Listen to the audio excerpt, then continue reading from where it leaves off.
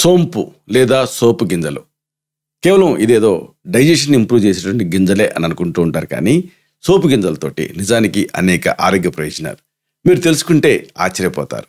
ఇలాంటి ఈ సోంపు గింజల తాలూకు ప్రత్యేకతల్ని ఈ వీడియోలో మనం తెలుసుకుందాం.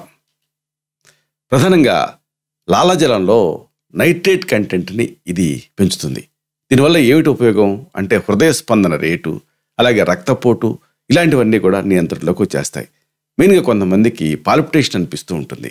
అలాంటి వాళ్ళకి ఇది సోంపు అనేది ఒక మంచి ఆహార ఔషధం కింద పనిచేస్తుంది. ఆ పాల్పిటేషన్ సమస్యను తగ్గిస్తుంది.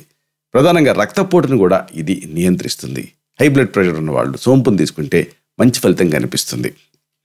అలాగే అతి ముఖ్యమైన మరొకటి ఉంది, అజీర్ణం, మలబద్ధకం ఇలాంటి సమస్యల్ని ఇది దూరం చేస్తుంది.